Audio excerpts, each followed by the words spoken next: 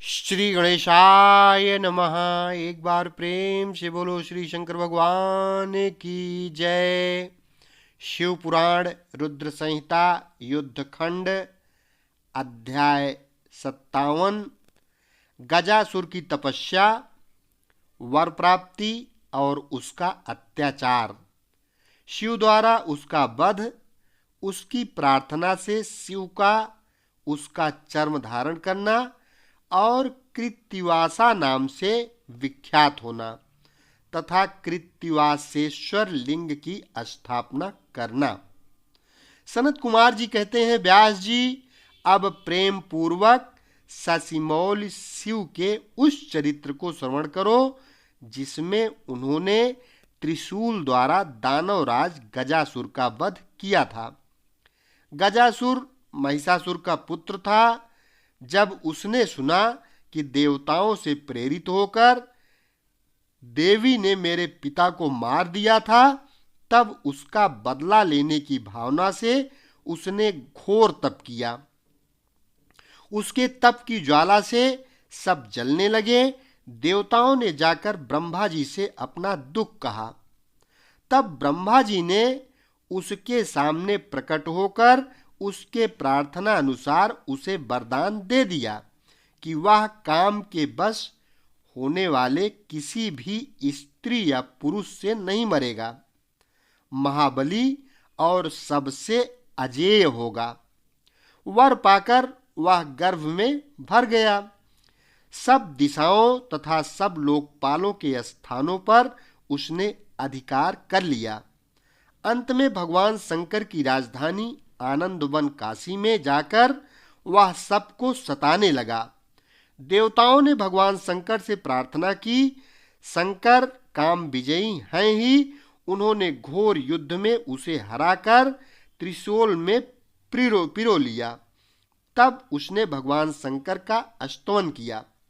शंकर ने उस पर प्रसन्न होकर इच्छित वर मांगने को कहा। तब गजासुर ने कहा, दिगंबर स्वरूप महेशान, यदि आप मुझ पर प्रसन्न हैं तो अपने त्रिशूल की अग्नि से पवित्र हुए मेरे इस चर्म को आप सदा धारण किए रहें।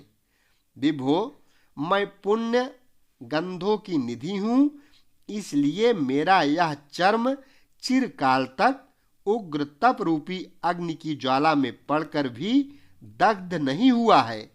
दिगंबर, यदि मेरा यह चर्म पुण्यवान न होता तो रणांगण में इसे आपके अंगों का संग कैसे प्राप्त होता। शंकर, यदि आप तुष्ट हैं तो मुझे एक दूसरा वर और दीजिए। वह यह है कि आज से आपका नाम कृत्तिवासा विख्यात हो जाए। सनत कुमार जी कहते हैं, मुने, गजासुर की बात सुनकर भक्तवत्सल शंकर ने परम प्रसन्नता पूर्वक महिषासुर नंदन गज से कहा, तथास्तु, ऐसा ही हो। अच्छा, ऐसा ही होगा। तदनंतर प्रसन्नात्मा भक्त प्रिय महेशान उस दानवराज गज से, जिसका मन भक्ति के कारण निर्मल हो गया था, पुनः बोले। ईश्वर ने कहा, दानवराज, तेरा यह पावन शरीर मेरे इस मुक्ति साधक क्षेत्र काशी में मेरे लिंग के रूप में स्थित हो जाए। इसका नाम कृत्तिवासेश्वर होगा। यह समस्त प्राणियों के लिए मुक्तिदाता, महान पातकों का विनाशक, संपूर्ण लिंगों में शिरोमणि और मोक्षप्रद होगा। यों कहकर देवेश्वर दिगंबर शिव ने गजासुर के उस विशाल चर्म को लेकर ओढ़ लिया। मुनीश्वर, उस दिन बहुत बड़ा उत्सव मनाया गया। काशी निवासी सारी जनता तथा प्रमथगण हर्षमग्न हो गए। विष्णु और ब्रह्मा आदि देवताओं का मन हर्ष से परिपूर्ण हो गया और वे हाथ जोड़कर महेश्वर को नमस्कार करके उनकी स्तुति करने लगे। अध्याय 57 संपन्न हुआ। एक बार प्रेम से बोलो देवादिदेव महादेव भोलेनाथ शिव शंकर की जय।